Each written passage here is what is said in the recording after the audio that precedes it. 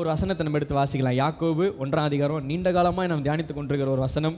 யாக்கோபு 1:22-24.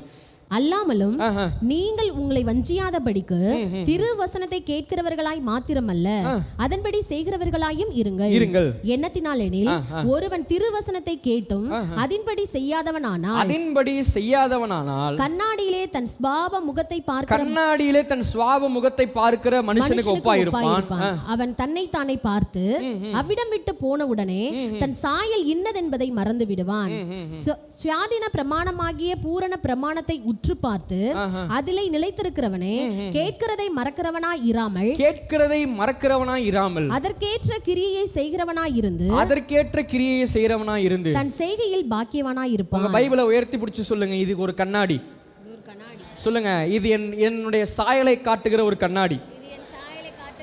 இது என்னை என்னவாக காட்டுகிறதோ அதுவாகத்தான் நான் இருக்கிறேன். இந்த கண்ணாடி என்னை என்னவாக காட்டவில்லையோ அது நான் அல்ல.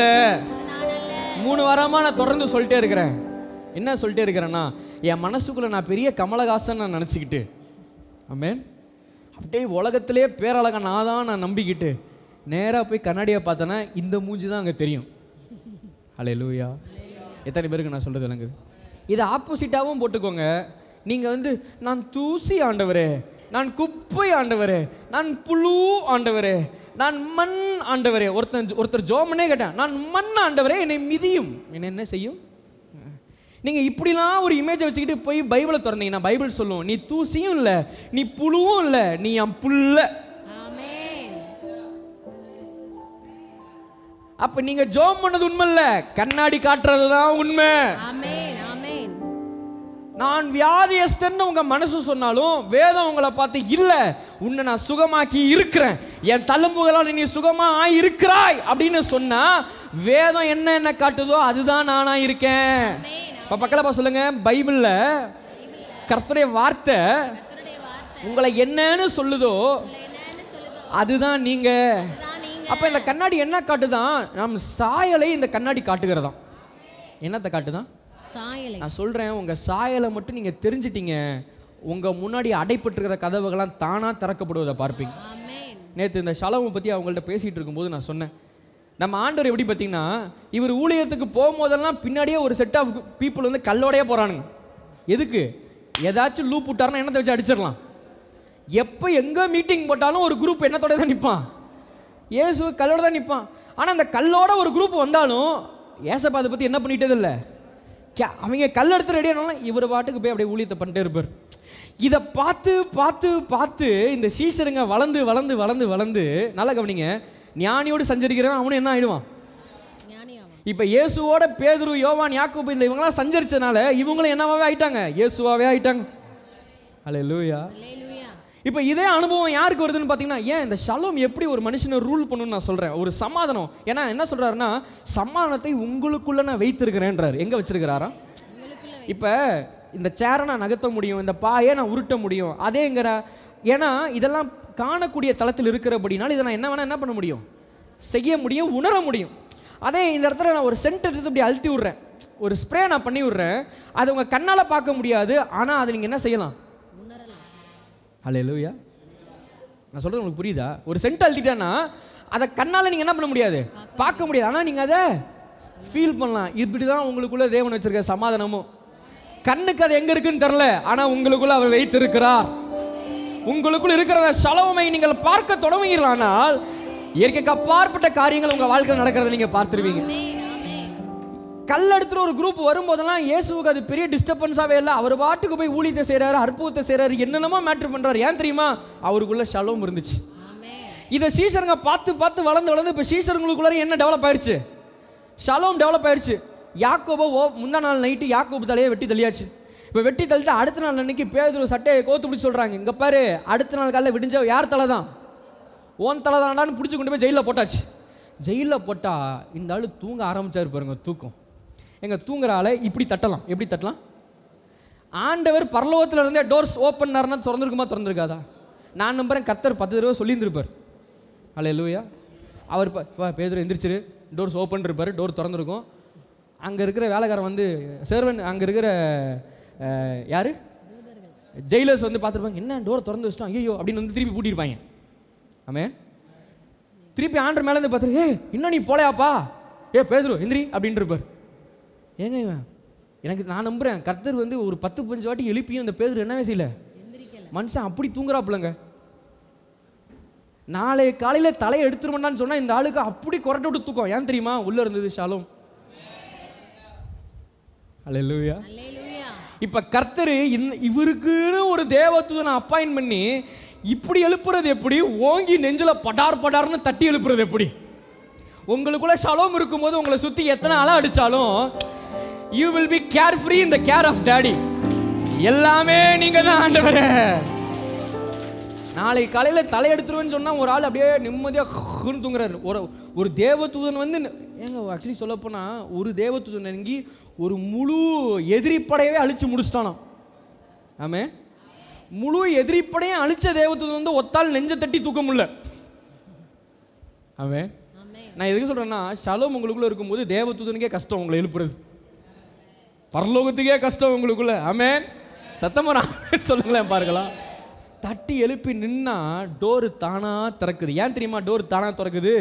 சாயல், அப்படிப்பட்ட சாயல். நான் சொல்றேன், நீங்கள் கிறிஸ்துவின் சாயலை சுமக்கும் போது உங்கள் முன்பதாக இருக்கிற கதவுகள் தானாய் திறக்கப்படுவதை பார்ப்பீங்க. நீங்க யாருன்றது மாத்திரம் உங்களுக்கு கிளியர் ஆயிடுச்சுன்னு வச்சுக்கோங்களேன். கையில விரித்து சொல்லுங்க, நான் ஆபிரகாமின் சந்ததி. 4-5 வாரமா கேட்டிருக்கீங்க, என்ன நீங்களே சொல்லுங்க பாப்பா. நான் ஆபிரகாமின் சந்ததி. அப்புறம் நான் யூதா உடன்படிக்கையின், நான் கிறிஸ்து உடையவனாய் இருக்கிறேன். இந்த இமேஜ், இந்த சாயல், இதை திரும்ப திரும்ப திரும்ப திரும்ப உங்க வாழ்க்கையில பார்த்துட்டீங்கன்னு வச்சுக்கோங்களேன். இதை பார்த்து உங்க வாழ்க்கையை நடக்க ஆரம்பிச்சிட்டீங்கன்னா இதுவரை உங்கள் முன்பதாக பூட்டப்பட்டிருந்த கதவுகள் எல்லாம் தானாய் திறக்கப்படுவதை நீங்கள் பார்ப்பீர்கள். ஹல்லேலூயா. ஏன் தெரியுமா? வசனம் சொல்லுது, நீதிமானுடைய பாதையோ ராஜ பாதை. உங்க சாயலை அறிஞ்சுக்கிட்டா நீங்க ராஜா. ஆமென். உங்க சாயலை அறிஞ்சுக்கிட்டா நீங்க என்னது?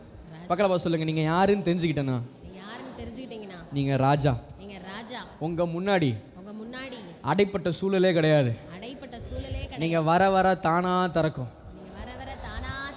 ஹல்லேலூயா. ஏன் தெரியுமா? இந்த வேதம் உங்களை ராஜாக்களா ஆசாரியர்களா காட்டுது.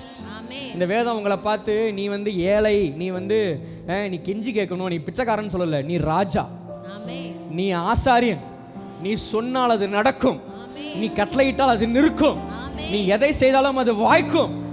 எத்தனை பேர் ஆமேன்னு சொல்றீங்க? உங்க பாதை ராஜ பாதையா இருக்கணும்ன்றாரு.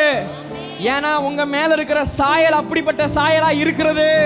நீங்கள் கிறிஸ்துவின் சாயலை சுமந்து கொண்டு இருக்கிறீர்கள். ஒரு வசனத்தை வாசிங்க. 1 சாமுவேல் 5:2-3. பெலிஸ்தியர் தேவனுடைய பெட்டியை பிடித்து தாகுனின் கோயிலிலே கொண்டு வந்து தாகோன் அண்டையில் வைத்தார்கள்.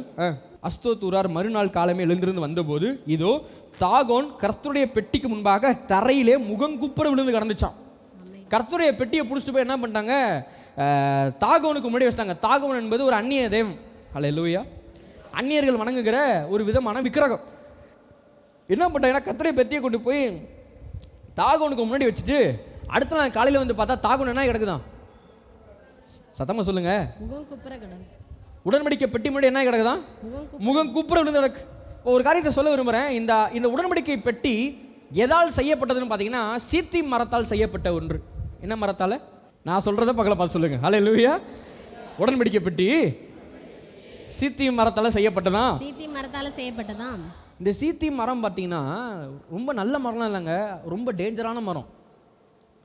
ஏன் பார்த்தீங்கன்னா அந்த மரத்தில் நிறைய முள்ளுங்க இருக்குமா. என்ன இருக்குமா? நிறைய முள்ளுங்க இந்த சீத்தி மரத்தில் இருக்குமா. அதே நேரத்தில் பார்த்தீங்கன்னா அந்த மரம் ரொம்ப சீப்பு, ரொம்ப டேஞ்சரு. அதே நேரத்தில் ரொம்ப சீப்பும் கூட, ரொம்ப டேஞ்சர், ரொம்ப அபாயகரமானது, ரொம்ப இருக்கிறதுலே சீப்பு. இந்த மரத்தில் தான் ஆண்டவர் என்னத்தையே செய்ய சொன்னார்? உடன்படிக்கை பெட்டியே தேவன் செய்ய சொன்னார். ஏன் அதை நான் ரொம்ப டேஞ்சர் நான் சொல்கிறேன்னா, அதை போய் அந்த மரத்தை வெட்ட போகிறவங்களே செத்துருவாங்களாம். அந்த முள் குத்தி, அந்த மரத்தை வெட்ட போகிறவங்களே அந்த முள் குத்தி என்ன ஆகிடுவாங்களாம்?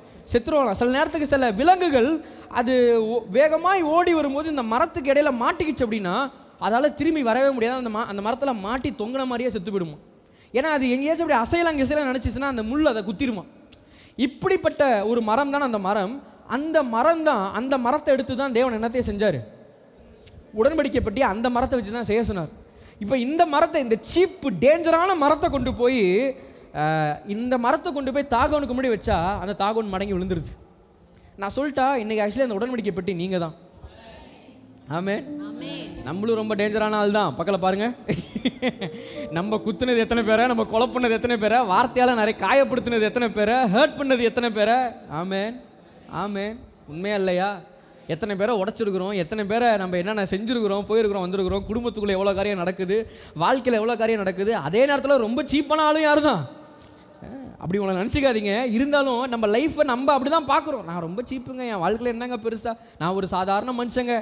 நல்லா கவனிங்க, இப்படி டேஞ்சரும் சீப்பாக இருந்த நம்மளை தான் கர்த்தர் எடுத்து அப்படியே செதுக்கி அழகாக்கி அதை சரி பண்ணி அதை குவாலிட்டி ஆக்கி அந்த அதாவது ஒன்றுத்துக்குமே உதவாது இதெல்லாம் இந்த மரத்துக்கெல்லாம் தண்ணி ஊற்றி வளர்த்தா அது 4 பேரை கொல்லும் அப்படின்ற ஒரு ஐடென்டிட்டி உள்ள ஒரு மரத்தை, ஆமென், எப்படி அன்றைக்கு ஆட்களை விட்டு அதை சுத்தம் பண்ணி அதை ஒரு உடன்படிக்கை பெட்டியை மாற்றினார்களோ அதே போன்று பரலோக தகப்பன் இயேசுவை அனுப்பி இரத்தத்தை சிந்தி உங்களை கழுவி பரிசுத்தமாக்கி உங்களுக்குள் வந்து சொல்லுகிறாரு, நீதான் நான் தங்குற உடன்படிக்கை பெட்டி, நீதான் நான் தங்குகிற ஆலயம்.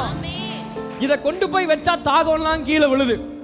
இயேசு நாமத்தில் சொல்றேன், உங்க சாயல் என்னன்றதை நீங்க கண்டுபிடிச்சீங்கன்னா உங்க முன்னாடி மரணம் விழும், உங்க முன்னாடி வியாதி விழும், உங்க முன்னாடி சாபம் விழும், உங்க முன்னாடி பிரச்சனைகள் விழும். உங்கள் முன்பதாக இருக்கிற சகல எதிர்மறையான சூழல்களும் உங்களுக்கு முன்பதாக நிற்பதற்கு அது அதிகாரம் படைத்தவைகள் அல்ல. காரணம், எல்லா அதிகாரத்திற்கும் மேலான இடத்திலே தேவன் உங்களை வைத்திருக்கிறார். You carry the power above all powers. எல்லா வல்லமைகளுக்கும் மேலான வல்லமையால் உங்களை ஒருவர் நிறைத்து வைத்திருக்கிறார். பக்கத்துல பார்த்து சொல்லுங்க, எல்லா வல்லமைக்கும் மேலான வல்லமை. சொல்லுங்க, எல்லா வல்லமைக்கும் மேலான வல்லமை உங்கள் ஒவ்வொருவரையும் நிறைத்து வைத்திருக்கிறது. ஹல்லேலூயா. உங்க சாயல் என்னன்றது தெரிஞ்சிருச்சுன்னா அதுக்கு மேல இந்த பிச்சைக்கார ஜெபத்தெல்லாம் செய்ய மாட்டீங்க. ஆண்டவரே பண்ணுவீங்களா, ஆண்டவரே மனம் இறங்குவீங்களா, ஆண்டவரே செய்ய மாட்டீங்களா, செய்வீங்களா? நான் சொல்றேன், இந்த ஜெபத்துக்கும் கர்த்தர் என்னது தருவார், இந்த ஜெபத்துக்கும் கர்த்தர் பதில் தருவார். ஆனா ஏன் இந்த ஜெபத்தை நீங்க செய்ய வேண்டாம் அல்லது இதை செய்யறதை நான் உற்சாகப்படுத்தலைன்னா, வசனம் நீதிமொழிகள் 24:5 எடுக்கணும். நான் சொல்லிடுறேன், ஞானம் உள்ளவன் பலன் உள்ளவன், அறிவுள்ளவன் தன் வல்லமையை அதிகரிக்கிறானா. ஆமென். அறிவுள்ளவன் தன் வல்லமை என்ன செய்யறானா? The more you know about God, you will become more powerful. தேவனை நீங்கள் அறிய அறிய நீங்கள் இன்னும் வல்லமையானவர்களாய் மாறுகிறீர்கள். ஏன்னா அறிவுள்ளவன் தன் வல்லமையை, நான் ஏசப்பா அப்படின்னா அவர் கேட்க மாட்டாரானா? கேட்பாரு. நான் தூசி மண்ணு குப்பன் ஜோம் பண்ண அவர் கேட்க மாட்டாரானா? கேட்பாரு. நான் எதுக்குமே உதவாதவன்ற ஒரு மனநிலையோட நான் தேவன்ட்டு வந்து நின்று ஆசீர்வதிக்க மாட்டாருன்னு கேட்டால் ஆசீர்வதிப்பாரு, இல்லைன்னு நான் சொல்லலை. ஆனால் அதே நேரத்தில் உங்கள் சாயல் என்ன, நீங்கள் யார், உங்களை என்னவாய் ஆக்கியிருக்கிறார் என்ற ஒரு எண்ணத்தோடு நீங்கள் வந்து நிற்கும் போது அவர்களை காட்டிலும் நீங்கள் வல்லமையானவர்கள். ஏன்னா அறிவுள்ளவன் தன் வல்லமை என்ன செய்கிறானா? அதிகரிக்க பண்ணுகிறான். நாலேஜ் வில் இன்க்ரீஸ் யூ, உங்களை பெருக செய்கிறதா இருக்கிறது. இந்த நாளில் எதுக்கு இந்த சாயலை எடுத்து எடுத்து திரும்ப வாரக்கணக்காக உங்களுக்கு போதிச்சுட்டு இருக்கிறேன்னா, நீங்கள் யாருன்றதை ஆழமாய் அறிந்து கொள்ளுங்கள். ஹல்லேலூயா. நீங்கள் யார் என்பதை ஆழமாய் நீங்கள் அறிய அறிய அறிய அறிய நான் நம்புகிறேன், இன்னும் அடுத்த சில மாதத்துக்குள்ளே நம்ம சபையில் இருக்கிற ஒவ்வொருத்தரும் வல்லமையான விசுவாசிகளாக மாற போகிறீங்க. கர்த்தர் உங்கள் கையை கொண்டு பெரிய பெரிய காரியங்களை செய்ய போகிறாரு. உங்களை கொண்டு மகத்துவமான காரியங்கள் தேசத்தில் நடக்க போகுது. தேசத்தை கலக்குகிறவர்கள் இங்கேயும் வந்து விட்டார்கள் சொல்கிற அந்த வார்த்தை நம்ம சபையில் நிறைவேற போகிறது. எத்தனை பேர் ஆமேன்னு சொல்றீங்க? அறிவுள்ளவன் தன் வல்லமை என்ன செய்கிறானா? அதிகப்படுகிறான். ஞானம் உள்ளவன் பலன் உள்ளவன். பக்கல பா சொல்லுங்க, அப்பா கர்த்தருடைய வார்த்தை உன்னை ஞானமாக்கிட்டு இருக்கு. கர்த்தருடைய வார்த்தை உன்னை அறிவுள்ளவனாக்கிட்டு இருக்கு. இளைய குமாரன் அவன் எப்ப திரும்பி வந்தான் தெரியுமா? வசனம் சொல்லுது, அவன் புத்தி தெளிந்த போது. என்ன ஆன போது? ஒரு போய் எங்க பண்ணி கூட உட்காரும் போது தான் போய் பண்ணியோட தவுட்டை அப்படி எடுக்க போறான். அந்த ஆளும் ஒரு அந்த பண்ணி ஓனரும் குச்ச வச்சு அடிக்கிறான். பண்ணியும் அப்படி முறைச்சு பாக்குது அவனை, ஏய் ஏன் சாப்பாடு தூக்குறியா அப்படின்னு. அல்லேலூயா.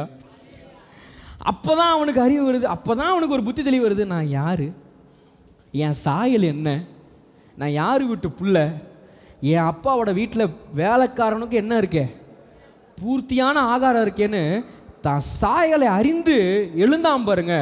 இழந்ததெல்லாம் திரும்ப பெற்றுட்டான்.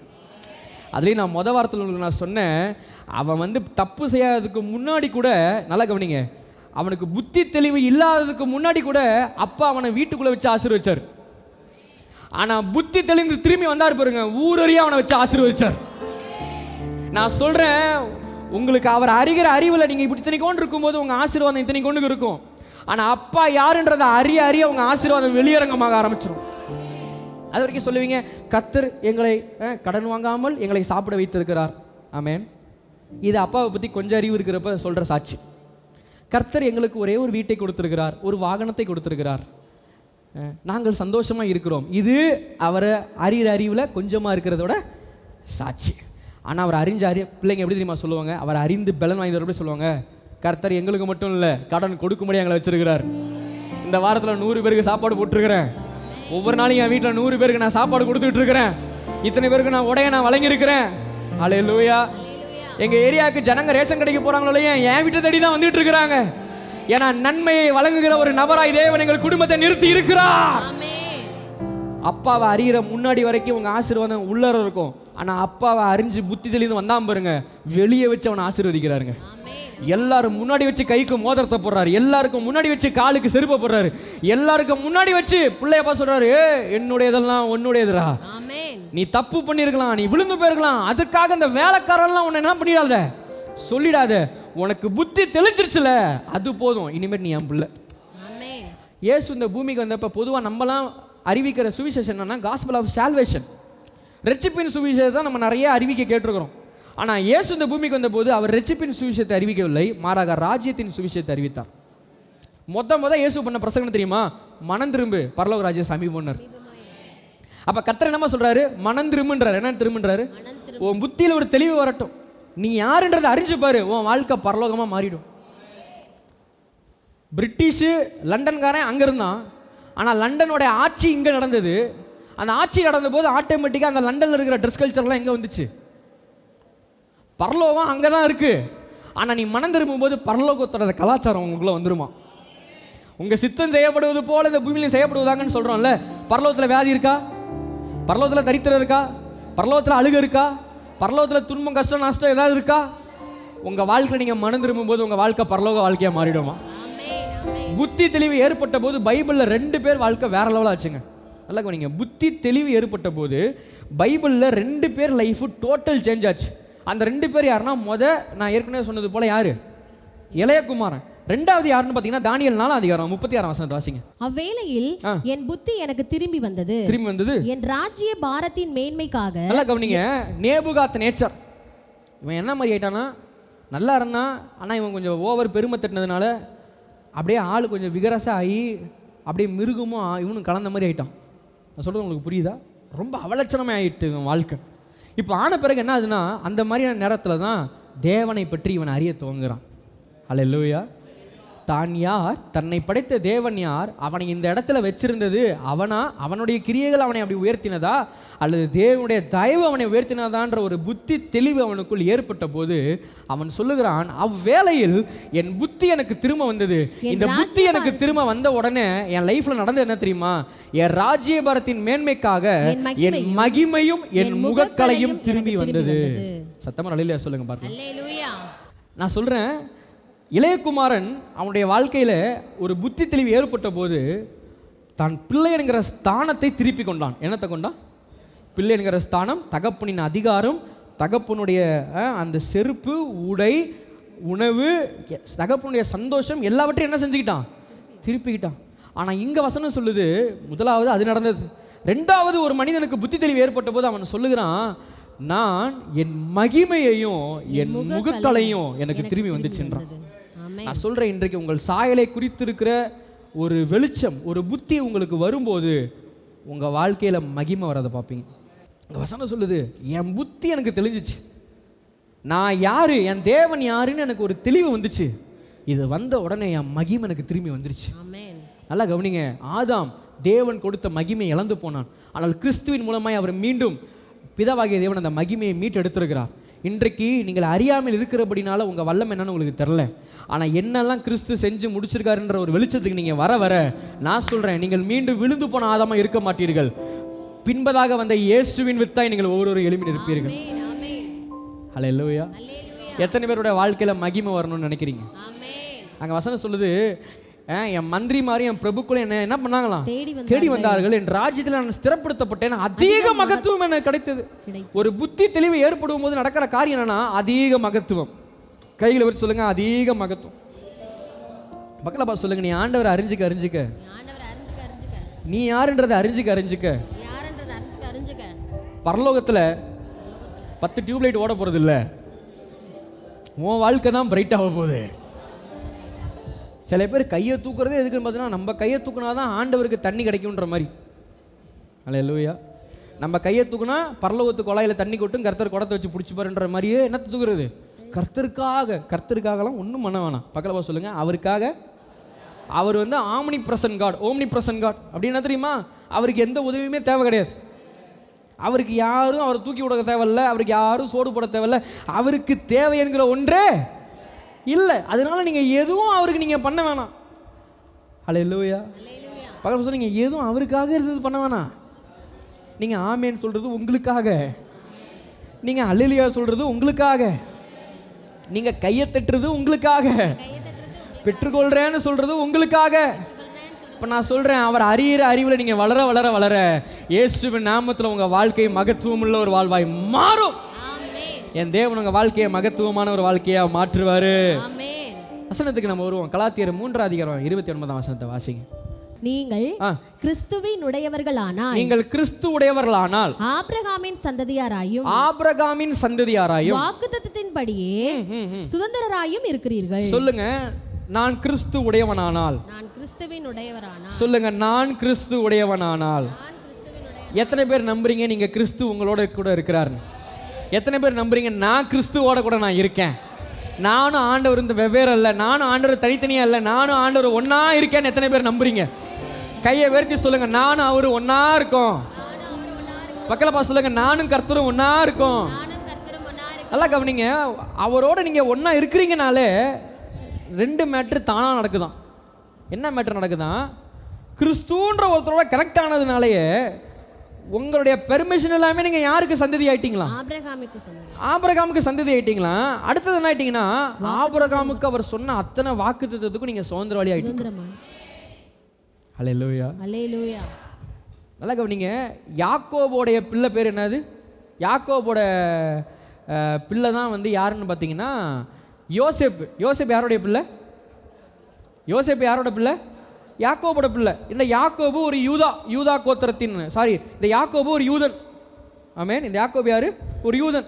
இந்த யோசேப்பு என்னது? ஒரு யூதன். ஆனால் இவன் போய் செட்டில் ஆன தேசம் என்ன தேசம்? இவன் போய் செட்டில் ஆனது எந்த தேசம்? எகிப்து. இவன் பெண் கொண்டது எந்த தேசம்? பெண் கொண்டது எகிப்தின் தேசம். அந்த பெண்ணுக்கும் இந்த யோசேப்புக்கும் பிறந்த குழந்தைகள் 2 பேர், மனாசே, எப்ராயிம். அல்லேலூயா. இப்போ எப்ராயிம் மனாசேவும் பிறந்த ஊர் எந்த ஊர்? இவன் எகிப்தில் பிறந்தாலும், எகிப்தில் இருக்கிற ஒரு அம்மாவுக்கு பிறந்தாலும் அப்பா யாரு?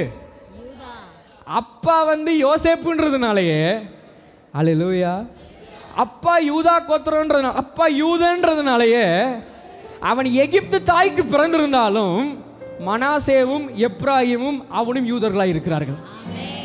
அல்லேலூயா.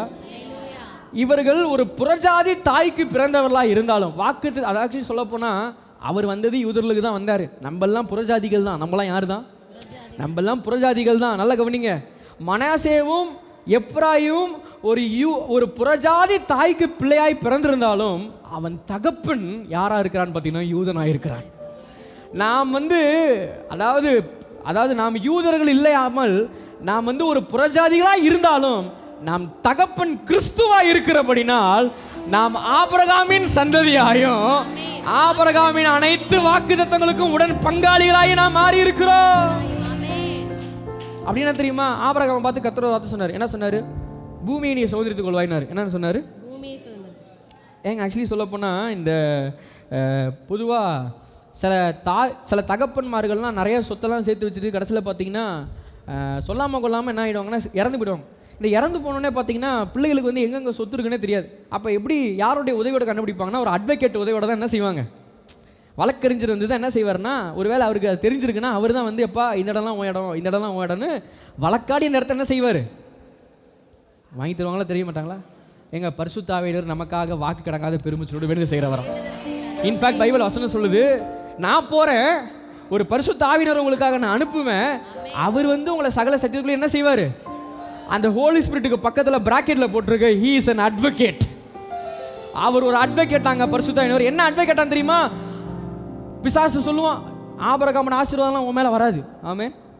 அதுக்கெல்லாம் நீ தகுதியானவன், நீ ஒழுங்கா இல்லை, நீ இப்படி இல்லை, நீ அப்படி இல்லை, நீ அது இல்லை, இது இல்லைன்னு சொல்லும்போது பரிசுத்தர் பக்கத்துல இருந்து சொல்லுவார், அப்பா அவனுக்கு அட்வொகேட்டை நான் தான். ஆமென். உங்களுக்கு அட்வொகேட்டே ஹோலி ஸ்பிரிட் தான். பக்கத்துல சொல்லுங்க, உங்களுக்கு வழக்கறிஞரே பரிசுத்த ஆவியானவர் தான். மீறி கீறி உங்க வாழ்க்கையில தான் நடந்துச்சு சொல்லுங்க. ஆபிரகாமின் ஆசீர்வாதத்தை தவிர்த்து, யூதா கோத்திரத்தின் ஆசீர்வாதத்தை தவிர்த்து, உடன்படிக்கையின் ஆசீர்வாதத்தை தவிர்த்து ஏதாவது உங்க வாழ்க்கையில வேற நடந்துச்சுன்னா உங்க வழக்கறிஞர் அது மேல வழக்கு தொடுப்பார். எத்தனை பேருக்கு நான் சொல்றது விளங்குது? பரலோகம் வழக்கு தொடுக்கும், வழக்கறிஞர் நிப்பாரு பேப்பரோட. ஆபிரகாமோட சந்ததி இங்க உட்கார்ந்து இருக்கவங்க தான்ப்பா. பூமியை சுதந்திரிப்பான்ற வாக்குத்தத்தம் இங்க இருக்கிறவங்களுக்கு தான்ப்பா. சத்தமா ஆமென் சொல்லுங்க பார்க்கலாம். இன்னைக்கு காலையில ஆவியானவர் அதான் பண்ணிட்டு இருக்கிறார். ஆண்டவரே, இந்த ஊர்ல ஆசீர்வாதமா இருக்க வேண்டியது இவங்க தானே, இந்த ஊர்ல செழிப்பா இருக்க வேண்டியது இவங்க தானே, இந்த ஊர்ல பெரிய ஆளா இருக்க வேண்டியது இவங்க தானே. எப்படி அது மாறி நடந்துகிட்டு இருக்குது? நான் என் ஆவியில பார்க்கிறேன், பரிசுத்தர் உங்களுக்காக வழக்கு தொடுக்கிறத நான் பார்க்கிறேன். Yes yes yes. உலகத்தில் அநீதியா அவன் சேர்த்து வைக்கிறதெல்லாம் உங்களுக்கு எனக்கும் தானா. நான் சொல்லலை, பைபிள் தான் சொல்லுது. பாவிகளின் ஆஸ்தியோ யாருக்கு? நீதிமானுக்காக வைக்கப்பட்டு இருக்கிறதாம். ஆமென். அதனால உங்க முன்னாடி கர்த்தரை ஏற்றுக்காத ஒருத்தன் தலைச்சி வந்துட்டு இருக்கிறானா, அதை பார்த்து நீங்க அப்படியே வயிறு குபு குபு குபு குபுன்னு எரியாதீங்க. அதை பார்க்கும்போது சந்தோஷமா சிரிங்க. ஏன்னா எப்பா நீ நல்லா கட்டு, நீ நல்லா வாங்கு, கடைசியில் அது என் கைக்கு தான் வரப்போகுது. ஆமென். எபி, இன்னொருத்தர் சொத்தை அபகரிக்கிறது தவறு இல்லையா எபி?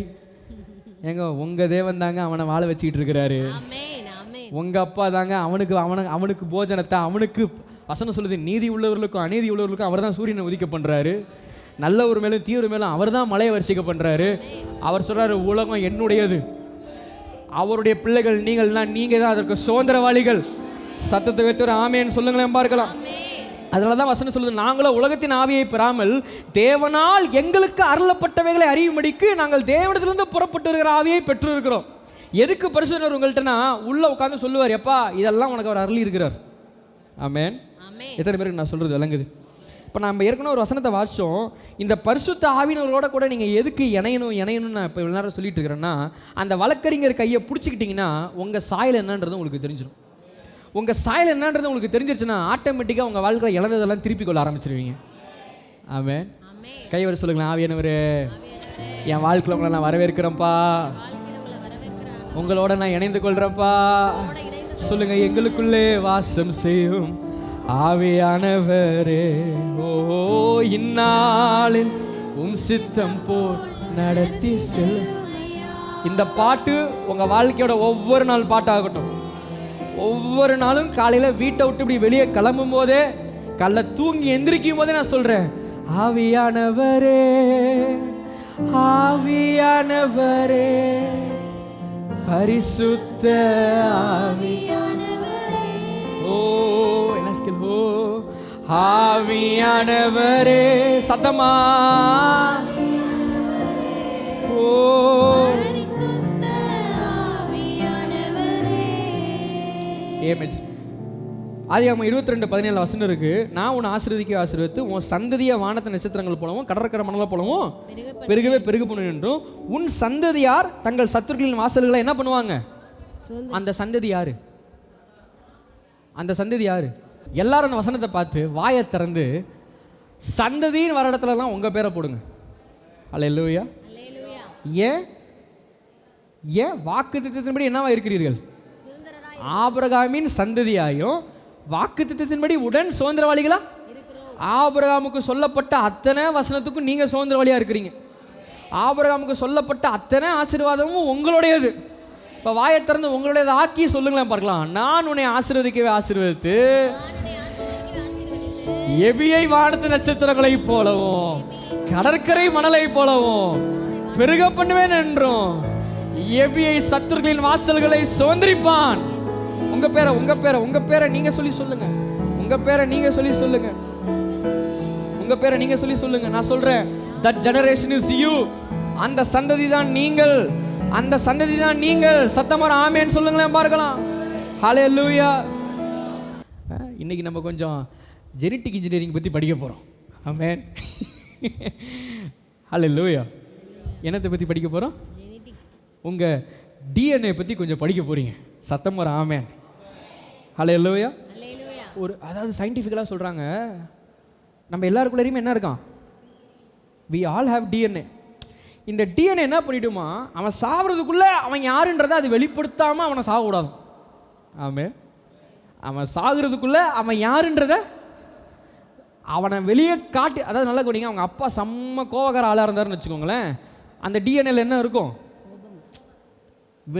இவன் ஒரு 10 டிகிரி 15 டிகிரி முடிச்சிருந்தாலுமே அவங்க அப்பாவோட டிஎன்ஏல அந்த கோவன்ற ஒரு மேட்டர் இருந்து அந்த அப்பாவுக்கு இவன் பிள்ளையா பிறகுறான்னா, இவன் எவ்வளோ பெரிய அறிவாளியாக இருந்தாலும் அந்த உள்ள டிஎன்ஏ வந்து வெளியே வராமல், அதனால தான் நம்ம வீட்டிலலாம் ஒரு வார்த்தை சொல்லுவோம், அப்படியே அவங்க அப்பா மாதிரியே, அப்படியே அவங்க அம்மா மாதிரியே.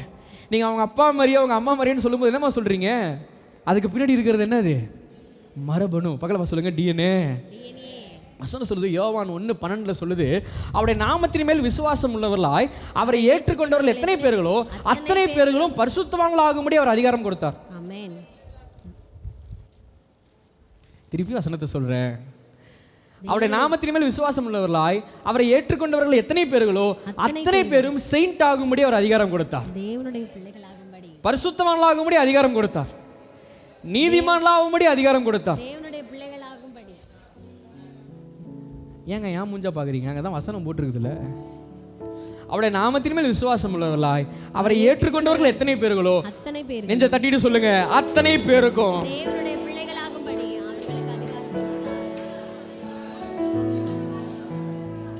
வசனம் சொல்லுது, அழிவுள்ள வித்தினாலே அல்ல, அழியாததும் மாசற்றதும் வாடாததும் விலையேற பெற்ற ஜீவனுள்ள வித்தினாலே உங்களை மறுபடியும் ஜெனிப்பித்திருக்கிறாராம். ஏங்க இன்னைக்கு ஆக்சுவலி சயின்டிஃபிக் வந்து சயின்ஸ் இன்னைக்கு எந்த அளவுக்கு டெவலப் ஆயிடுச்சுன்னா, டிஎன்ஏவை சேஞ்ச் பண்ணுற அளவுக்கு இன்றைக்கி சயின்ஸ் வளர்ந்துருச்சு. ஹல்லேலூயா. நீங்கள் ஆசைப்பட்டீங்கன்னா, எனக்கு பிறக்கிற குழந்தை ப்ளூ கலர் கண்ணில் பிறக்கும்னு நீங்கள் நினச்சிங்கன்னா, உள்ளே இருக்கிற சிசுவோட டிஎன்ஏவை சேஞ்ச் பண்ணி வைக்கிற அளவுக்கு இன்றைக்கி சயின்ஸ் ரெடி ஆயிடுச்சு. ஹல்லேலூயா. என் குழந்தை வந்து ஒரு ஆஃப்ரிக்கன் மாதிரி பிறக்கணும், அமெரிக்கன் மாதிரி பிறக்கணும், இப்படி இருக்கணும் அப்படி இருக்கணும், நீங்கள் எப்படி ஆசைப்பட்டாலுமே அதை மாற்றி அமைக்கக்கூடிய அளவுக்கு இன்றைக்கு நவீனங்கள் வளர்ந்து விட்டது. ஆமென். அதை கண்டுபிடிக்க இவனுக்கு இத்தனை வருஷம் ஆச்சு. ஆனால் 2000 வருஷத்துக்கு முன்னாடியே டிஎன்ஏல ஒரு சேஞ்சை அவர் ஏற்படுத்தி விட்டு போயிருக்கிறார். என்ன டிஎன்ஏ சேஞ்ச் தெரியுமா? நம்ம டிஎன்ஏல ஆதாமோட வித்து ஓடிக்கிட்டு இருக்கும்போது, நம்ம டிஎன்ஏல ஆதாமோட செல்லுங்கள்லாம் அப்படியே சுற்றிட்டு இருக்கும்போது, நம்மளுடைய டிஎன்ஏல அப்படியே ஏவாளோட குரோமோசோமெல்லாம் அப்படியே வேலை செஞ்சுட்டு இருக்கும்போது, அப்போ அங்கேருந்து உள்ளே இறங்கி அந்த செல்லெல்லாம் அப்படியே பிச்சு தூக்கி போட்டுட்டு இயேசுவை பிடிச்சி தூக்கி உள்ளே வச்சுட்டு போயிட்டார். நல்லா கவனிங்க. இந்த ஆக்சுவலி அதுக்கு பேர் என்னன்னா, அதுக்கு பேர் வந்து செலக்டிவ் ப்ரீடுன்னுவாங்க. என்னன்னுவாங்க? எத்தனை பேர் இந்த செலக்டிவ் ப்ரீடெல்லாம் கேள்விப்பட்டிருக்கீங்க? செலக்டிவ் ப்ரீடு என்ன தெரியுமா? தக்காளி விதை இருக்குது பார்த்தீங்களா? தக்காளி விதையெல்லாம் எடுத்துகிட்டு வந்து அப்படியே தூவிடுவாங்க. இப்போ தூவின உடனே என்ன ஆகும்னா, என்ன ஆக ஆரம்பிக்கும்? தக்காளி செடி முளைச்சி அதுலேருந்து என்ன வரும்? தக்காளி பழங்கள்லாம் வரும். இந்த தக்காளி பழங்கள் வரும்போது ஒன்று குட்டியாக இருக்கும், ஒன்று பெருசாக இருக்கும், ஒன்று சொத்தையாக இருக்கும், ஒன்று அப்படியே ஒவ்வொன்றும் ஒவ்வொரு மாதிரி இருக்கும்போது, இந்த செலக்டிவ் ப்ரீடு என்னன்னா, இந்த தக்காளியை விதைச்சவன் என்ன பண்ணுவோன்னா, நேராக அங்கே போய் பார்ப்பான். சூப்பராக இருக்குது பார்த்தீங்களா தக்காளி, பார்க்கவே ஃபஸ்ட்டு குவாலிட்டியாக இருக்குல்ல, அந்த ஃபஸ்ட்டு குவாலிட்டி தக்காளிகளெல்லாம் பறித்து அதை தனியாக்கி அதுக்குள்ளே இருக்கிற விதையெல்லாம் எடுத்து திரும்பியும் போடுவார்களாம். அந்த திரும்பியும் போடும்போது இப்போ பெஸ்ட்டு தக்காளியில் இருக்கிற விதையை எடுத்து போடுறதுனால இப்போ 2வது முறை வருகிற அறுவடை அப்படியே பெஸ்ட்டு தக்காளியாக இருக்குமா? நான் சொல்கிற எத்தனை பேருக்கு விளங்குது? என்னது செலக்டிவ் ப்ரீடுனா? என்னது? ஃபஸ்ட்டு ஜென்ரலாக என்னத்தை போட்டுறது? விதையை போட்டுறது, தக்காளி முளைக்கணும். அந்த தக்காளியில் எது பெஸ்ட்டு தக்காளின்றதை பறித்து அதுக்குள்ளே இருக்கிற விதையெல்லாம் எடுத்து திரும்பி என்ன பண்ணுவாங்க? தூருவாங்க. தூரும்போது இப்போ பெஸ்ட்டு தக்காளி விதையை நட்டதுனால இனிமேட்டு வர அம்புட்டுமே எப்படி தான் இருக்கும்? அதெல்லாம் தான் ஃபஸ்ட் குவாலிட்டின்னு இன்றைக்கி நம்ம ஊரில் வித்துட்டு இருக்கிறாங்க. நான் சொல்கிறது உங்களுக்கு புரியுதா? ஹல்லேலூயா. இப்படி தான் ஃபஸ்ட் குவாலிட்டியை செலக்டிவ் விட பிரித்து எடுத்துருவாங்க. இதை நான் சொல்கிறதுக்கான காரணம் என்னென்னு பார்த்தீங்கன்னா, ஆபிரகாமுக்கு 3 ஒய்ஃபு. ஆமென். ஆபிரகாமுக்கு எத்தனை ஒய்ஃபு? 1 யாரு? ஆகாரு, 2வது சாராளு, 3வது கேத்துராள். ஆமென். இவங்க 3 பேருக்குமே பிள்ளைங்க இருந்துச்சு. இவங்க 3 பேருக்கும் பிள்ளைங்க இருந்தாலும் சாராளுக்கு பிறந்தது யாரு? ஈசாக்கு பிறந்தது யாரு? யாக்கோபு. அங்கேயும் பாருங்க, அங்கேயும் செலக்டிவ் ப்ரீடு நடக்குது. ஆக்சுவலி அங்கே ஏசா தான் வந்திருக்கணும், ஆனால் ஆண்டவர் செலக்ஷனை மாத்துறாரு. வேணாம் இங்க பெஸ்ட் யாக்கோபு தான். யாக்கோபை பிடிச்சி தூக்குறாரு. ஹல்லேலூயா. யாக்கோபு தூக்கி அப்படியே யாக்கோபுக்கு பார்த்தீங்கன்னா அப்படியே நல்லா கவனிங்க, கேத்துராளுக்கும் அப்படியே லைனா பிள்ளைங்க வருது, இஸ்மவேலுக்கும் பிள்ளைங்க லைனா வருதா வரலையா? இஸ்மவேல் சந்ததி இன்னைக்கு இருக்கா இல்லையா? கேத்துரால் சந்ததி இன்னைக்கு இருக்கு. ஆனா இந்த ரெண்டு சந்ததியிலையும் இயேசு இல்லை. ஆமென். இந்த ரெண்டு சந்ததியில என்ன இல்லை? இயேசு இல்லை. முழு பரலோகமும் மேல இருந்து ஒரு பிரீடை தூக்குறதுக்கு வெயிட் பண்ணிட்டு இருந்துச்சு. அப்படியே தள்ளி தள்ளி தள்ளி ஜெனரேஷன் தாண்டி தாண்டி தாண்டி இந்த சாராளுடைய சந்ததியில தான் இயேசு வந்து பிறக்கிறார். இப்போ இயேசு வந்து பிறந்தோடனே பிதா மேல இருந்து பார்த்து சொல்றாரு, அப்பா இப்போ பிறந்திருக்காரு பாரு, இந்த தக்காளி தான் பெஸ்ட், இந்த இயேசு தான் பெஸ்ட். இந்த இயேசுவை தூக்கி விதைச்சோனா அதுக்கு பிறகு முளைக்கிறதெல்லாம் பெஸ்டா இருக்குன்னு சொல்லி, ஏங்க கேத்துராளுக்கு பிறந்த பிள்ளைய தூக்கி விதைக்கல, ஆகாருக்கு பிறந்த பிள்ளைய தூக்கி அவர் விதைக்கல, மாறா இயேசுவை சிலுவையில பிதா விதைச்சதுக்கு காரணம் என்ன தெரியுமா? அவர் சிலுவையில விதைக்கப்பட்டதினால் பிறந்தவர்கள் தான் நீங்கள் ஒவ்வொருவரும். பெஸ்ட் பிரீடுக்கு பிறந்தவங்க நீங்க, பெஸ்ட் பிரீடுக்கு பிறந்தவங்க நீங்க. நான் ஏன் நீங்களாம் ஒன்றும் இல்லாதவங்க, நீங்களாம் அப்படியே அப்படிலாம் இல்லை, நீங்களாம் வேற லெவல் நான் சொல்றதுக்கான காரணம் என்னன்னா, எப்படி ஃபர்ஸ்ட் குவாலிட்டி எடுத்து தூவும் போது அதுலேருந்து வரதெல்லாம் ஃபர்ஸ்ட் குவாலிட்டியாக இருக்கோ, நான் சொல்கிறேன் இதுக்கு தரம், இதுக்கு ஏசப்பாவை பார்த்து தரம்னு சொல்லிட்டேன்னா தரம் வந்து குறைவானதா, அதாவது ஏசப்பா குறைவானதா போயிடுவார், தரத்துக்கும் மிஞ்சினவர் வரலாம். ஹல்லேலூயா. பெஸ்ட்டுக்கும் மிஞ்சினவருங்க அவர், பெஸ்ட்டுக்கும் பெஸ்ட் எடுத்து பரலோகம் சோ பண்ணியிருக்கு. அதனால தான் வசனம் சொல்லுது, நீங்கள் கிறிஸ்துவை உடையவர்களானால். ஹல்லேலூயா. நீங்கள் என்னத்தை உடையவர்களானால்? நீங்கள் என்னத்தை உடையவர்களானால்? வசனத்தில் வாசம், அவருடைய நாமத்தின் மேல் விசுவாசம் உள்ளவர்கள் அவரை ஏற்றுக்கொண்டவர்கள் எத்தனை பேர்களோ அத்தனை பேருக்கு என்னத்தை கொடுத்துட்டாராம்? தேவனுடைய பிள்ளைகள் ஆகும்படி அதிகாரம் கொடுத்துட்டார். ஆமென். ஆமென். உங்களுக்குள்ள இருக்கிற வித்து அது சாதாரண வித்து இல்ல. உங்களை வந்து ஆபிரகாமை பார்த்து சொன்னாரு, உன்னை வந்து வானத்து ஐ வில் மேக் யூ ஸ்டார்னு ஆண்டவர். ஆமென். உன்னை நான் ஸ்டார் ஆக்குவேன் ஆண்டவர். The seed you carry will make you star. நீங்கள் சுமந்துகிட்டு இருக்கிற வித்து உங்களை அப்படியே நட்சத்திரங்களா மாத்திட்டு இருக்கிற வித்து. ஆமென். உங்க ஊருக்கு நீங்க தான் நட்சத்திரம், உங்க தெருவுக்கு நீங்க தான் நட்சத்திரம். நீங்க வாழ்ற இந்த பூமிக்கு யாருப்பா அங்க ரொம்ப ஃபேமஸ்னு கேட்டா உங்க பேரை தான் சொல்லணும். ஆமென். ஆமென். அப்படிதான் என் தேவன் உங்களை வைக்க விரும்புறாரு. ஏன்னா நீங்களாம் ஏதோ சொத்த தக்காளியை நட்டு வந்த ஆள் கிடையாது, ஏதோ மூணாவது குவாலிட்டியில் இருக்கிற விதையை எடுத்து நட்டு வந்த ஆள் கிடையாது. ஃபர்ஸ்ட் குவாலிட்டிக்கு மேலே பெஸ்ட்டுக்கும் பெஸ்ட் குவாலிட்டியோட விதையில வந்த ஆளுங்க நீங்களாம். பெஸ்ட் சீடோட பிள்ளைங்க நீங்களாம். அந்த சீடு யாரு? அந்த சீடு யாரு? கிறிஸ்து. அந்த கிறிஸ்துன்ற விதையில முளைச்ச ஆளுங்க நாங்கெல்லாம். பக்கத்துல பா சொல்லுங்க, அந்த கிறிஸ்துன்ற விதையில முளைச்ச ஆளுங்க நாங்கெல்லாம். சொல்லுங்க நாங்க பெஸ்ட். சொல்லுங்க நாங்க பெஸ்ட். அதனாலதான் 1 யோவான் 3:9 சொல்றாரு, தேவனால் பிறந்தவன் எவனும் பாவம் செய்யக்கூடாதுன்னு சொல்லல, செய்ய மாட்டான். ஹல்லேலூயா. உங்களுக்கு தெரியுமா, இந்த செலக்டிவ் பிரீட்ல இந்த நாட்கள்ல ஒரு சில காரியங்கள்லாம் இருக்கு. என்னன்னா, இந்த பெஸ்ட் விதை எடுத்து நட்டு வச்சாங்கன்னு வச்சுக்கோங்களேன், நம்ம ஊர்ல அது இல்லை. சில தக்காளியெல்லாம் பூச்சே அரிக்க முடியாதாங்க. ஆமே. சில தக்காளி என்ன செய்ய முடியாதான், 2 தக்காளியை வச்சு அது மேலே அப்படி வந்து ஜேர்ம்ஸை தள்ளினாங்கன்னா ஒரு தக்காளி வித்துன்னு ஒரே நாளில் ட்ரை ஆகிடும். ஆனால் இந்த செலக்டிவ் ப்ரீடுன்னு சொல்கிறேன் பாருங்கள், இந்த பெஸ்ட் ப்ரீடுன்னு சொல்கிறேன் பாருங்கள், அதை வந்து எத்தனையோ நாட்களுக்கு நீங்கள் வெளியே வச்சா கூட அது என்ன ஆகாதான், இட் டசன்ட் நீட் ரெஃப்ரிஜரேட்டர், அதுக்கு ஃப்ரிட்ஜு தேவையில்லை. அந்த பெஸ்ட் ப்ரீட், அந்த ஃபஸ்ட் குவாலிட்டி, நல்ல பெரிய பெரிய ராஜாக்கள் சாப்பிட்ற அந்த சாப்பாடுலாம் இருக்குது பாருங்கள், அதெல்லாம் ஃப்ரிட்ஜில் வச்சு நம்மள மாதிரிலாம் எடுத்து தர, அதெல்லாம் எல்லாம் ஃப்ரெஷ், அப்படியே ஃப்ரெஷ்ஷாக கொண்டு போய் அவங்களுக்கு சேர்க்கும்போது இந்த ராஜ அரண்மனை சாப்பாடுலாம் பார்த்தீங்கன்னா அதெல்லாம் பல நாட்கள் ஆனாலும் அந்த அந்த காய் அந்த பழம் என்ன ஆகாதான், சொல்லுங்க. ஏன்னா உள்ள இருக்கிற வித்தினுடைய வல்லமை அது போல. அந்த உள்ள இருக்கிற வித்தின் வல்லமை என்னன்னா, அது மேலே சில கிருமிகளே வந்து அமர்ந்தாலும், சில ஜெர்ம்ஸே அது மேலே வந்தாலும் அந்த ஜெர்ம்ஸால் அது என்ன பண்ண முடியாது, ஒன்றும் பண்ண முடியாது. ஏன்னு பார்த்தீங்கன்னா இட் கேரிஸ் சச் பவர். அது அப்படிப்பட்ட ஒரு வல்லமை அது சுமந்துட்டு இருக்கு. ஏங்க நீங்கள் கிறிஸ்து உடையவர்கள் நான் சொல்கிறேன்ல, அந்த வித்திலிருந்து நீங்கள் வந்தவர்கள் நான் சொல்கிறேன்ல, வியாதியால் உங்களை அழிக்க முடியாது, தரித்திரத்தால் உங்களை அழிக்க முடியாது, சாபத்தால் உங்களை அழிக்க முடியாது, நோயால் உங்களை அழிக்க முடியாது, கடனால் உங்களை அழிக்க முடியாது, உங்கள் ஏழாமைகளால் உங்களை அழிக்க முடியாது. இயேசுவின் நாமத்தில் சொல்கிறேன், ஒன்று உங்களை சேதப்படுத்த முடியாது. ஏன்னு பார்த்தீங்கன்னா நீங்களாம் பெஸ்ட் வித்தினாலே மறுபடியும் சிருஷ்டிக்கப்பட்டு இருக்கிறீர்கள். சத்தத்தை உயர்த்தி ஒரு ஹல்லேலூயா சொல்லுங்களேன் பார்க்கலாம். சத்தத்தை உயர்த்தி ஒரு ஹல்லேலூயா சொல்லுங்களேன் பார்க்கலாம். ஆமென், ஆமென். உங்களுக்கு செய்வன வச்சவன் எப்படா அது நிறைவேறும்னு தீவிரமாக பார்த்துட்டு இருக்கிறான். ஆமென். என்ன வச்சவன்? உங்களுக்கு செய்வன வச்சவன் எப்படி பார்த்துட்டு இருக்கான்? பக்கத்தில் பார்த்து சொல்லுங்க, அவனுக்கு இருக்கிற ஒரு ஆர்வம் கூட உங்களுக்கு இல்லாமல் போச்சே. ஆமென். உங்களுக்கு செய்வன வச்சவன் அங்கேருந்து எப்படா நம்ம போட்டது நிறைவேறும்னு பார்த்துட்டு இருக்கிறான். நான் சொல்லிட்டா, அவன் வச்ச செய்வனைக்கு மேலே பரலோகம் ஒரு பெரிய செய்வனையே உங்களுக்கு பண்ணியிருக்கு. ஆமென். என்ன செய்வினா, கிறிஸ்துவ உங்களுக்காக விதைச்சது தான் பெரிய செய்வினை. இப்போ கிறிஸ்துவ தூக்கி உங்களுக்குள்ள விதைச்சிட்டு எப்படா செஞ்ச செய்வினை நிறைவேறணும் பரலோகமே என்ன பண்ணிட்டு இருக்கு, அது பார்த்துட்டு நீங்கள் திருப்பி அப்படியே இப்படி தான் நடந்துட்டு இருக்கிறீங்க. அல்லேலூயா. இல்லை, நீங்கள் யாருன்றதை அறிஞ்சிட்டிங்கன்னா, உங்கள் சாயல் என்னன்றதை அறிஞ்சிட்டிங்கன்னா, பரலோகம் உங்களை இப்படி பார்க்க ஆசைப்படுது. வியாதியா என்ன, எதுக்கு போய் அட்ரஸ்க்கு வந்த? ஆமென். பாஸ்டர் வியாதி பாஸ்டர், ஒரே நெஞ்சு அடைப்பு பாஸ்டர். இது இவன் வச்சு விட்டு செய்வன. ஆமென். வியாதியா, உன்னால் என்ன தொட முடியாதுப்பா, அட்ரஸ் மாதிரி வந்துட்ட, அப்படியே தலை திரிச்சு ஓடிடு. இன்னும் 5 நிமிஷத்துக்கு மேலே நீங்கள் நின்னாலும் உன் சரித்திரம் இல்லாமல் நான் ஆக்கிடுவேன்னு அப்படி சொல்கிற இடத்துல தான் தேவன் உங்களை வைக்க விரும்புகிறார். எத்தனை பேர் ஆமென்னு சொல்கிறேன்? You carry such power. அப்படிப்பட்ட ஒரு வல்லமை உங்களுக்குள்ள நீங்கள் சுமந்துக்கிட்டு இருக்கிறீங்க. ஏன் தெரியுமா? நம்ம என்ன வசனத்தில் நம்ம வாசிச்சோம்? அவருடைய நாமத்தின் மேலே விசுவாசம் உள்ளவர்களா அவரை ஏற்றுக்கொண்டவர்கள் எத்தனை பேர்களோ அத்தனை பேருக்கு என்ன ஆக முடியாது அதிகாரத்தை கொடுத்திருக்கிறார். சொல்லுங்க, நான் தேவனுடைய பிள்ளை.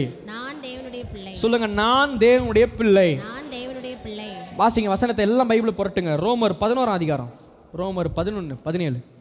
சில கிளைகள் முறித்து போடப்பட்டிருக்க, சில கிளைகள் முறித்து போடப்பட்டிருக்க, காட்டொலிவ மரமாகிய நீ, காட்டு ஒலிவ மரமாகிய நீ, அவைகள் இருந்த இடத்தில் ஒட்ட வைக்கப்பட்டு ஒலிவ மரத்தின் வேருக்கும் சாரத்துக்கும் உடன் பங்காளிகளாய் இருந்ததானா. நல்ல கவனிங்க, நம்ம என்ன மரமா இருந்தோமா? காட்டு ஒலிவ மரமா இருந்த நம்ம முறிக்கப்பட்டோமா? காட்டு ஒலிவ மரமா இருந்த நம்மள என்ன பண்ணோமா? இப்போ நான் சொல்லிட்டு இருக்கிறதா என்னன்னு பார்த்தீங்கன்னா, கர்த்தர் என்ன செய்கிறாருன்னா, நம்மளை வெட்டி இன்னொன்னோட நம்மளை க்ளோன் பண்ணியிருக்கிறார். அல்லேலூயா. ஒரு க்ளோனிங் நடந்திருக்கு. என்ன நடந்திருக்குது? ஒரு இணைப்பு நடந்திருக்கு. இந்த இணைப்பு எப்படி நடந்துச்சுன்னு பார்த்தீங்கன்னா, நம்மளாம் என்ன மரமாக இருந்தோமா? வேற ஒன்றும் இல்லை, ஆதாமோட வித்தா நம்ம இருந்தோமா. இப்படி ஆதாமோட வித்தில் இருந்தனால தான் வியாதி, சாபம், மரணம் எல்லாம் செயல்பட்டு இருந்துச்சு. இப்போ இங்கேருந்து நம்மளை அப்படியே கட் பண்ணி நம்மளை எடுத்து எங்கே சேர்த்துருக்கிறாரா? ஒலிவ மரம் வேற யாரும் இல்லை, கிறிஸ்து தான் அந்த ஒலிவ மரமாக இருக்கிறார்.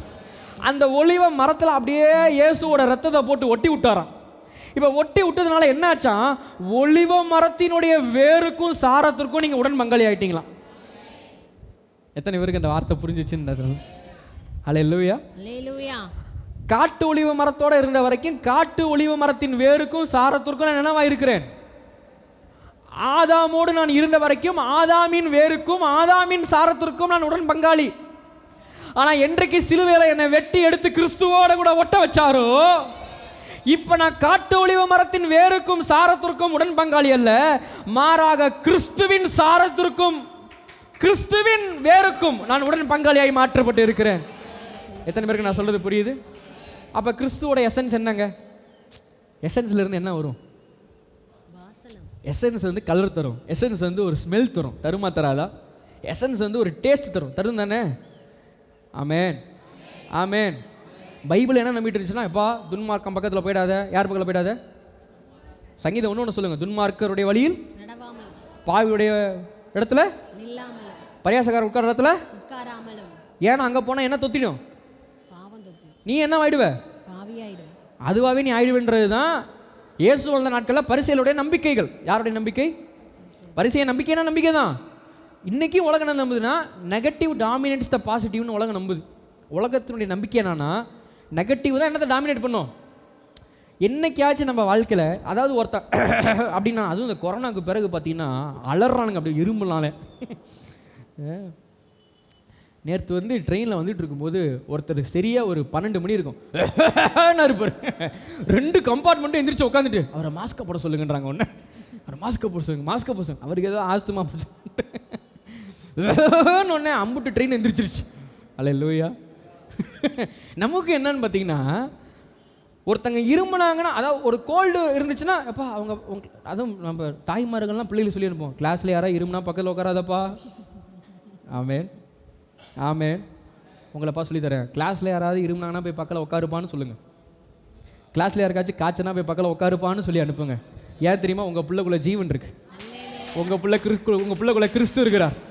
உங்கள் பிள்ளை காட்டு ஒலிவ மரத்தின் வேருக்கும் சாரத்துக்கும் பங்கானவன் அல்ல. உங்கள் பிள்ளை ஒலிவ மரத்தின் வேருக்கும் சாரத்துக்கும் பங்கானவன்.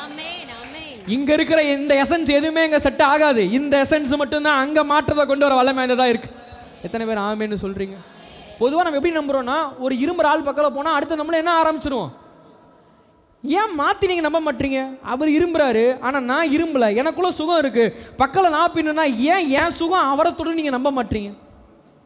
பைபிளில் எப்படி நம்பிட்டு இருந்தாங்கன்னா, துன்மார்க்க வழியில் என்ன பண்ணிடாத போயிடாத, பாவி வழியில் நின்றாத, பரியாசம் பண்ணுற இருக்கிற உட்கார இடத்துல என்ன பண்ணிடாத உட்காந்துனா நீ அது மாதிரி ஆயிடுவ.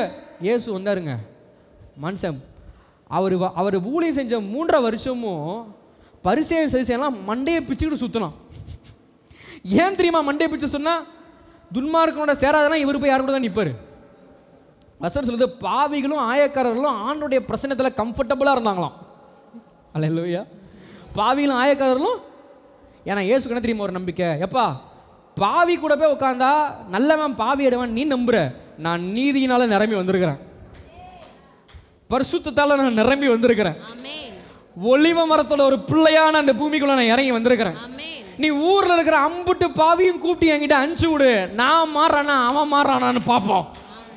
அல்லேலூயா. பழைய ஏற்பாட்டு நாட்களில் ஒரு பெரும்பாடு உள்ளவள் போய் தன் கணவரை தொட்டு விட்டாள் என்றால் அந்த கணவன் தீட்டு உள்ளவன் என்று சொல்லி அர்த்தம். ஒரு மனிதனை தொட்டு விட்டால் அவன் தீட்டானான் என்று சொல்லி அர்த்தம். அல்லேலூயா. ஆனால் புதிய ஏற்பாட்டு காலத்தில் அதே பெரும்பாடு உள்ள ஸ்திரீ இயேசுவை தொட்டப்ப இயேசு தீட்டா மாறல, அந்த அம்மாக்குள்ள இருந்த தீட்டு சுகமாயிடுச்சு. இதை சொல்றதுக்கான காரணம் தெரியுமா? நீங்க ஆதாம் வித்து இல்ல, நீங்க இயேசுவோட வித்து. உங்களை தொட்டா நீங்க கெட்டு போக மாட்டீங்க. கெட்டு போனதுதான் நல்லா அமைக்கப்படும், கெட்டு போனதுதான் சீராக்கப்படும். காரணம் ஏன் சொல்றேன்னா, எங்க தக்காளி விதைய போட்டா என்னங்க வரும்? சிங்கம் போட்டா குட்டி மியாவ் அப்படி கத்துமா? சொல்லுங்க. எங்கேயாச்சும் சிங்க குட்டி மா அப்படி கத்தி பார்த்துருக்கீங்களா? எப்படி தான் கத்தும்? சிங்கம் போட்ட குட்டி என்னத்தை தான் கத்தும்? அல்லேலூயா. ஏன் நீங்க யாரு போட்ட குட்டி? நீங்க அசிங்கமா சொல்லக்கூடாது. நீங்க யாரு போட்ட குட்டி? சிங்கம் போட்ட குட்டியா? நீங்க யாரு போட்ட குட்டி? நீங்க இயேசு போட்ட குட்டி, பரலோகம் போட்ட குட்டி, நீங்க பிதா போட்ட குட்டி நீங்க. ஆமென். சிங்கம் குட்டி என்னவா தான் இருக்கும்? புலிக்குட்டி என்னவா தான் இருக்கும்? ஆமென். மாட்டுக்குட்டி, ஆட்டுக்குட்டி, சொல்லுங்க. கன்ஃபியூஷன் இல்லையே, அதில் எந்த கன்ஃபியூஷன் இல்லையே. இல்லை, மாட்டுக்குட்டி ஆட்டுக்குட்டியாக தான் இருக்கும் நான் நம்புகிறேன். அப்படி எதுவும் யாருக்கும் கன்ஃபியூஷன் இருக்கா? அப்படி எதுவும் கன்ஃபியூஷன் இருக்கா? சொல்லுங்க. சிங்கத்துக்கு என்ன தான் பிறக்கும்? யாருக்காச்சும் இல்லை சந்தேகம் இருக்கா? உங்களுக்காக நான் ஜெபிக்க ஆசைப்படுகிறேன். சொல்லுங்க, யாருக்காச்சும் இது சந்தேகம் இருக்கா? அதில் உங்களுக்கு சந்தேகம் இல்லைண்ணா, நான் இயேசு நாமத்தை சொல்கிறேன், அவர் கடவுள்னா, அவரோட வித்தில் நீங்கள் பிறந்திருக்கிறீங்கன்னா இந்த பூமியில் உங்களை குட்டி கடவுளை வச்சிருக்கிறாருன்ற. நீங்கள் குட்டி கடவுள்ன்ற, நான் குட்டி தேவர்கள்ன்ற. நான் சொன்னேன்ற உடனே நீங்கள் என்ன முறைச்சு பார்க்க வேணாம். எடுத்து வாசிங்க சங்கீதம் 82 அதிகாரம். சங்கீதம் 82 வாசிங்க வசனத்தை காட்டிடுவோம். சங்கீதம் 82 5ஆம் வசனம் 6ஆம் வசனம். அறியாமலும் உணராமலும் இருக்கிறார்கள், அந்தகாரத்திலே நடக்கிறார்கள், தேசத்தின் அஸ்திபாரங்கள் எல்லாம் அசைகிறது. ஒரு நிமிஷம், என்ன வசனம் போட்டிருக்கு? தேசத்தின் அஸ்திபாரங்கள். என்ன தேசத்தின் அஸ்திபாரம் அசைறதுக்கான காரணம் என்னவா? அறியாமலும் உணராமலும் இருக்கிறார்கள். ஃபர்ஸ்ட் வசனத்தை வாசிங்களேன், முதல் லைனை மட்டும். தேவ சபையிலே தேவன் எழுந்தருளி இருக்கிறார். எங்க எழுந்தருளி இருக்கிறாரா?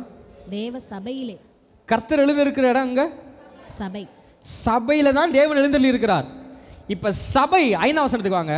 சபை அறியாமலும் உணராமலும் இருக்கிறபடியினால் தேசத்தின் அஸ்திபாரங்கள் அசைகிறது.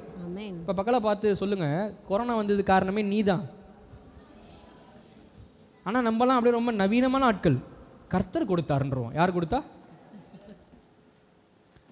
இந்த ஜனங்களாம் திருந்தணும்னு சொல்லி கர்த்தர் கொரோனாவை அனுப்பியிருக்கிறார். ஆமே ஆமேனா. என் தேவன் பொல்லாங்கினால் ஒருவனையும் சோதிக்கிறவர் அல்ல. அதுதான் வசனம். பொல்லாங்கினால் ஒருவனையும் அவர் சோதிக்கிறவர் அல்ல. இன்ஃபேக்ட் வியாதியை கொடுத்து உங்களுக்கு போதனையை கொடுக்குற அளவுக்கு என் ஆண்டவர் சீப்பானவர் இல்லைங்க. ஏன்னா அவர்கிட்ட பெஸ்ட் டீச்சர் ஹோலி ஸ்பிரிட் இருக்கார். அவரை காட்டிலும் சிறந்த ஆசிரியர் வேறு எதுவுமே கிடையாது. அவரை காட்டிலும் ஒரு விஷயம் பெஸ்ட்டாக இந்த உலகத்தில் யாருக்கும் எதுவும் டீச் பண்ணிட முடியாது. சத்தமாக ஆமேன்னு சொல்லுங்க பாருங்க. அவர் என்னைக்கும் தீமையால் வெல்ற தேவன் அல்ல, தீமையை நன்மையினால வெல்ற தேவன். ஹல்லேலூயா. உங்களை வெல்லணும்னு வியாதியை கொடுத்து மாத்துறவர் அவரு. அப்ப கொரோனாவை யார் தரல? சத்தமா சொல்லுங்க. வியாதிய தேவன், மரணத்தை தேவன், சாபத்தை தேவன். சபையில தேவன் என்ன பண்ணியிருக்கிறாரா? சபை தேவன் என்ன செய்யலையா? சபை தேவனை அறியவில்லை, சபை தேவனை உணரவில்லை. சபை தேவனை அறியாமலும் சபை தேவனை உணராமலும் இருக்கிற அப்படினால் தேசத்தின் அஸ்திபாரங்கள் அசைகிறது. ஆமென். இவ்வளோ வியாதி இத்தனை பேர் எடுத்துகிட்டு போனது காரணம் நீங்களும் நானும் தான். நமக்குள்ளே நான் யாருன்னு தெரியாததுனால தான். சத்தமாக ஒரு ஆமேன்னு சொல்லுங்க பாருங்க.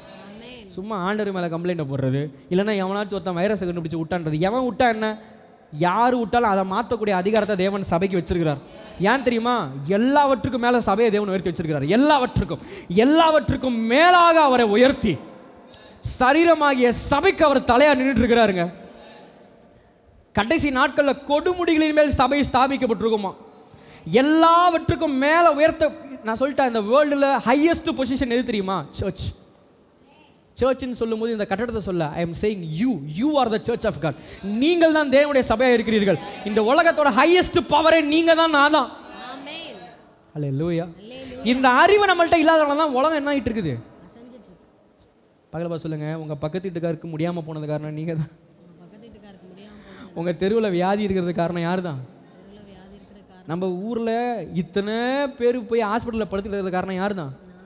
இயேசு நாமத்தில் வர வருஷங்களில் நம்ம சபையில் ஒரு ஊழியத்தை துவங்க போகிறோம். என்ன ஊழியம்னா ஹாஸ்பிட்டல் க்ளோசிங் மினிஸ்ட்ரிஸ். சத்தமா ஆமென் ஆமென். போய் அப்படியே ஹாஸ்பிட்டலுக்கு என்னத்தை போட்டு வரணும்? சீல் வச்சு, எப்பா இது மேலே உனக்கு யாரும் ஆள் வர மாட்டாங்கப்பா, உனக்கு நான் சம்பளம் தரேன், சர்ச்சுக்கு வா. அதையும் பண்ணிடுங்க. அப்புறம் டாக்டருக்கு என்ன, அவங்களுக்கு சோறுக்கு என்ன பண்ணுறது? அவங்களுக்கு கொடுக்குற மாதிரி நம்மளை ஆசீர்வதிப்பார் தேவன். ஹல்லேலூயா. சபை தான் இதை செய்யணும். சபையை தான் தேவன் இந்த இடத்துல வச்சிருக்கிறாரு. இதெல்லாம் நான் சொல்றது காரணம் என்னன்னா, உங்க டிஎன்ஏ இந்த மாதிரி டிஎன்ஏ கூட சேர்த்து இன்னொன்று இருக்கு. அதுக்கு பேர் ஆர்என்ஏ. ஆர்என்ஏ என்ன பண்ணுன்னா ரீட் பண்ணுமா? என்ன பண்ணுமா சொல்லுங்க. என்ன ரீட் பண்ணுன்னா வரது எல்லாத்தையும் என்ன செய்யுமா? ஆர்என்ஏ தான் ரீட் பண்ணி டிஎன்ஏலாம் மாற்றத்தை கொண்டு வருமா. இப்போ இயேசு நாமத்தில் உங்கள் ஆர்என்ஏ நான் சொல்கிறதெல்லாம் ரிசீவ் பண்ணட்டும். என்ன ரிசீவ்? அதாவது நான் கவனிங்களேன் ஒரு நிமிஷம். ஏதோ ஒரு பேப்பரை கொடுங்க. இந்த பேப்பர்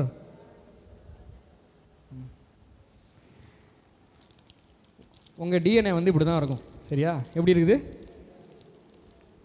படம் இருந்தால் போட்டு காட்டிடுவேன். இப்படி இருக்கும். இப்போ கொரோனா என்ன தெரியுமா பண்ணுச்சு? கொரோனா என்ன பண்ணுச்சுன்னா அதுவும் இதே மாதிரி தான் இருக்கும். இன்னொரு பேப்பர் கொடு. சரி, இது என்னது? சரி, இது உங்கள் டிஎன்ஏன்னு வச்சுப்போம். இதுதான் கொரோனா வைரஸ்னு வச்சுப்போம். எப்படி இப்போ உங்களை கொரோனா அட்டாக் பண்ணுதுன்னா, இப்போ உங்கள் டிஎன்ஏல ஆக்சுவலி என்ன இருக்குது? உங்கள் டிஎன்ஏல சுகம் இருக்குது, ஆரோக்கியம் இருக்குது, எல்லாத்தையும் என்னமே இருக்குது. நீங்கள் நல்லா தான் இருப்பீங்க. இப்போ என்ன ஆகும்னு பார்த்தீங்கன்னா, இது என்னது? இது கொரோனாவோட செல். இது கொரோனாவோட இது என்ன நடக்கும்னு பார்த்தீங்கன்னா, எப்படி ஒரு மனுஷனை வியாதி தாக்குதுன்னா, இந்த இடத்துல போய் இப்படி ஒரு வெட்டு போட்டுரும். இங்கே என்ன பண்ணிடும்?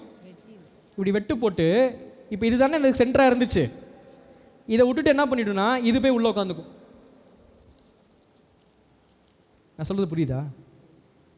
இப்போ நீங்கள் என்ன ஆயிட்டீங்க? கொரோனா பேஷண்ட் ஆயிட்டீங்க. ஹல்லேலூயா. என்ன பேஷண்ட்டு? கொரோனா பேஷண்ட் ஆனோன்னு இப்போ என்ன ஓடிட்டு இருக்கு? இப்போ என்ன சொல்கிறாங்க? ஆரோக்கியமான உணவை சாப்பிடுங்க, ப்ரோட்டீன்ஸை நிறைய எடுத்துக்கோங்க. ஏன்னா இந்த ப்ரோட்டீன் என்ன பண்ணணும்னா, இந்த ப்ரோட்டீன்ஸை நீங்கள் நிறைய சாப்பிடும்போது உங்கள் செல்லில் போய் அது என்னத்தை செய்யும்? உடஞ்சி போன செல்லெல்லாம் அது ஆரோக்கியப்படுத்துகிற ஒரு மேட்டராக இருக்குது. ஹல்லேலூயா. என்ன போய் பண்ணுன்னா, இந்த புரோட்டீன் நேராக போய் ஃபஸ்ட்டு அதை போய் என்ன பண்ணுன்னா ஆர்என்ஏவை போய் பிடிக்குமா. ஆர்என்ஏ என்ன பண்ணும், ரீட் பண்ணும். என்ன செய்யும், இப்படி பார்க்கும். அது பார்த்து என்ன செய்யணும்னா, ஆமாம் இந்த இடத்துல இருக்க வேண்டியது எது இல்லை, இது இல்லை, இந்த இடத்துல இருக்க வேண்டியது எதுதான், இதுதான் இந்த இடத்துல இருக்கணும்னு சொல்லி அதை ரீட் பண்ணிட்டு இதை ஒரு ஃபோட்டோ பிடிச்சி வச்சுக்குமா உள்ளார ஆர்என்ஏ. கவனிக்கிறீங்களா? இதை தூக்கிட்டு தான் இப்போ கொரோனா வந்து உள்ளே உட்காந்துருக்குதா. இப்போ நீங்கள் நிறையா ப்ரோட்டீனு, இப்போ இந்த இன்ஜெக்ஷன்ஸு இதெல்லாம் எடுக்கும்போது என்ன ஆகும்னா, அது நேராக போய் எங்கே போகும், ஆர்என்ஏ. சொல்லுங்கள், ஆர்என்ஏ என்ன பண்ணும், ஆர்என்ஏ ஒரு ஃபோட்டோ வச்சு நிற்கும் பிரபுவாட்டம். அல்லேலூயா. கேமரா வச்சுட்டு என்ன பண்ணுன்னா, இங்கே இடத்துல ஏன்னா ஏற்கனவே ஒரு ஃபோட்டோ பிடிச்சி வச்சுருக்கீங்க என்ன இருக்கணும்னு. அது மாதிரியே ஒரு மேட்ரு வரும்போது அந்த ஆர்என்ஏ என்ன பண்ணுன்னா, ஃபோட்டோ பிடிச்சி கமெண்ட் அனுப்பும், எப்பா இங்கே இருக்க வேண்டியது இது இல்லைன்னு சொன்ன உடனே நேராக போய் என்ன பண்ணுன்னா, அந்த இன்ஜெக்ஷன் போட்டோன்னா, இன்ஜெக்ஷன் பவர்ஃபுல்ன்றோம்ல, ப்ரோட்டீன் பவர்ஃபுல்ன்றோம்ல, அந்த ப்ரோட்டீன் பவர்ஃபுல் என்ன பண்ணுன்னா போய் தேவையில்லாத இப்படி தூக்கி போட்டுட்டு, ஆமேன், நீங்கள் உள்ள அனுப்பின தேவையானதை திருப்பி கொண்டு போய் வச்சிரும். இப்போ கொரோனா பேஷண்ட் என்ன ஆயிட்டீங்க? நான் சொல்கிறேன், அந்த கர்த்தருடைய வார்த்தை தான் ப்ரோட்டீனாக இருக்குது. நான் உங்களுக்கு பேசுகிற வார்த்தைகள் ஆவியாயும் ஜீவனாயும் இருக்கிறது. இப்போ நான் உங்களை பார்த்து ஆபிரகாமின் வித்துன்னு சொல்லிட்டு இருக்கும்போது என்ன தெரியுமா நடக்குது? உங்கள் வித்துக்குள்ள போய் பிசாசு ஆதாம் வித்தை வச்சிருந்தான் பாருங்க. அல்லேலூயா. ஃபஸ்ட்டு உங்களை படைக்கும் போது நீங்கள் இயேசுவோட வித்தா இருந்தீங்க. அப்படி ஆமென். உங்களுக்குள்ள ஓடிட்டு இருந்த தம்முடைய சாயலின் படியையும் தம்முடைய ரூபத்தின் படியும் படைச்சு வச்சிருந்தாரு. ஆனால் ஆதாமோட பாவம் ஒரு கொரோனாவை உள்ள கொண்டு வந்துருச்சு. இப்போ என்ன தெரியுமா ஆகுதான்? நான் பேசுகிற வார்த்தையினால் நீங்கள் சுத்தமாக இருக்கிறீர்கள் அப்படின்னு தெரியுமா? இப்போ நான் உங்களை பார்த்து, நீ ஆபிரகாமோட வித்து, நீ வந்து யூதா கோத்திரம், நீ உடன்படிக்கையோட பிள்ளை, நீயும் தேவனா இருக்கிறன்னு இப்ப கர்த்தருடைய வார்த்தையை நான் சொல்ல சொல்ல சொல்ல என்னுடைய வார்த்தைகள் ஆவியாயும் ஜீவனாயும் புரோட்டீனாயும் உனக்குள்ள இறங்கி அப்படி பிசாசு பண்ணி வச்ச எல்லா பாவத்தை சாபத்தெல்லாம் தூக்கி விட்டுட்டு உங்களை கிறிஸ்துவின் டிஎன்ஏவா மாத்தி விட்டு வச்சிருக்கு. அதனாலதான் சொல்றேன், வியாதி உன்னை தொட முடியாது, தரித்திரம் உன்னை தொட முடியாது, சாபம் உன்னை தொட முடியாது. எல்லாவற்றுக்கும் மேலே உங்களை உயர்த்தி வைத்திருக்கிறார். ஒன்றும் உங்களை சேதப்படுத்த முடியாது.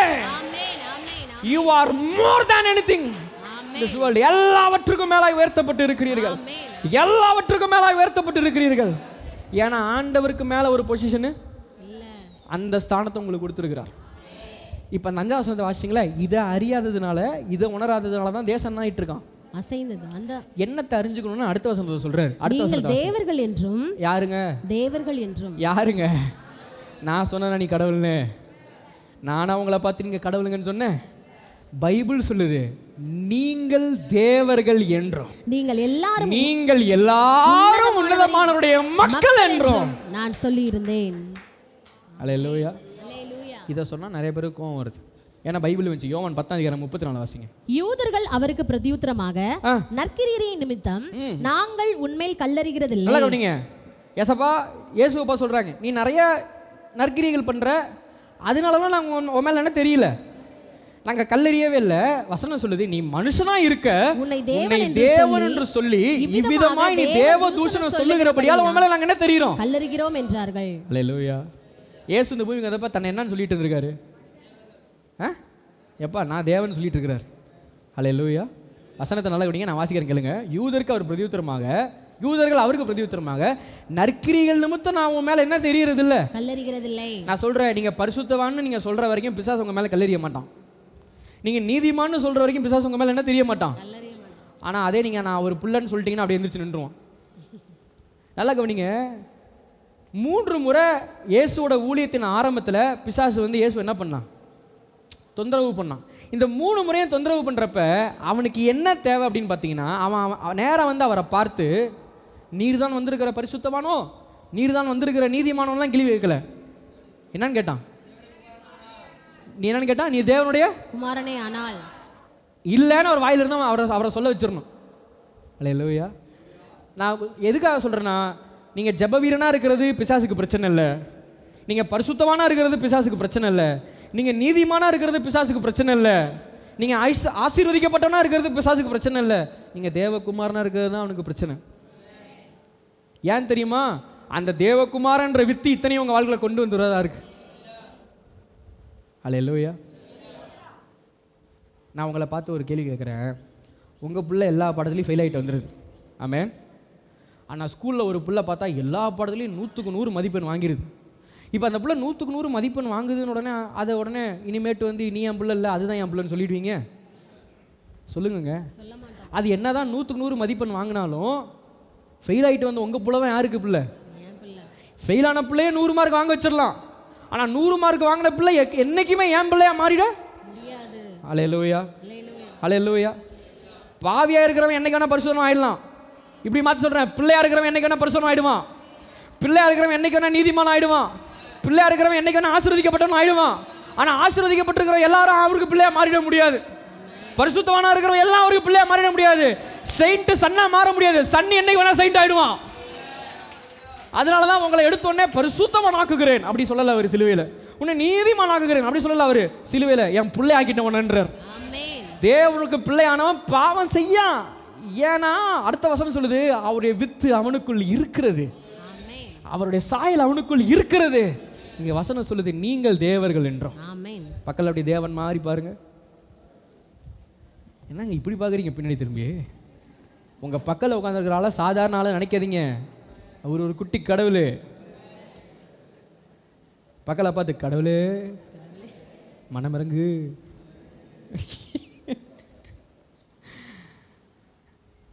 ஏன் தெரியுமா? ஆண்டு ஒருத்தரை ஹானர் பண்ணுங்கன்றாரு, ஒருத்தரை நேசிங்கன்றாரு. உன்னை ஏற்றுக்கொள்கிறவன் என்னை ஏற்றுக்கொள்கிறான்னு ஏன் தெரியுமா சொல்கிறாரு? அவர் ஸ்தானத்தில் நம்ம எல்லாரையுமே தேவன் வச்சிருக்கிறார். ஏன் நம்ம மற்றவர்களை ஹானர் பண்ணணும், ஏன் நம்ம மற்றவர்களை நேசிக்கணும்னா, we all carry the image of God. தேவனுடைய சாயலை நம்ம எல்லோரும் சுமந்து கொண்டு இருக்கிறோம். இங்கே பாருங்க, எல்லாம் கல் எடுத்து நின்னாங்க. எது கல் எடுத்து நின்னாங்க? நீ நற்கிரியை செய்கிறது எனக்கு பிரச்சனை இல்லை, உன்னை நீ தேவன்னு சொல்கிற பேர் அதுதான் எனக்கு என்னவா இருக்கு பிரச்சனையா இருக்கு. அடுத்த வசனத்தை வாசிங்க. இயேசு அவர்களுக்கு பிரதியுத்தரமாக, தேவர்களாய் இருக்கிறீர்கள் என்று நான் சொன்னேன் என்பதாய் உங்கள் வேதத்தில் எழுதி இருக்கவில்லையா? தேவ வசனத்தை பெற்றுக்கொண்டவர்களை தேவர்கள் என்று அவர்கள் சொல்லி இருக்க. அங்க வசனத்துல ஏசாவா சொல்றாரு, தேவ வசனத்தை பெற்றுக்கொண்டவர்களை தேவர்கள் என்று அவர் சொல்லி இருக்க. ஆமென், ஆமென், ஆமென். தேவ வசனத்தை பெற்றுக்கொண்டவர்களை தேவர்கள் என்று பிதா சொல்லி இருக்க. இந்த காலையில நான் பேசின வசனத்தெல்லாம் எத்தனை பேர் கேட்டிருக்கிறீங்க? கடைசி செலவாரமா நான் உங்களுக்கு கொடுத்த வார்த்தையெல்லாம் எத்தனை பேர் வாங்கி வச்சிருக்கிறீங்க? கர்த்தருடைய வார்த்தையை பெற்ற ஒவ்வொருவரும் தேவர்களாய் இருக்கிறீர்கள். உங்களுக்குள்ள இருக்கிற வார்த்தை தேவனை போன்று செயல்பட வைக்க வல்லமை வாய்ந்ததா இருக்கிறது. எத்தனை பேர் ஆமென்னு சொல்றீங்க?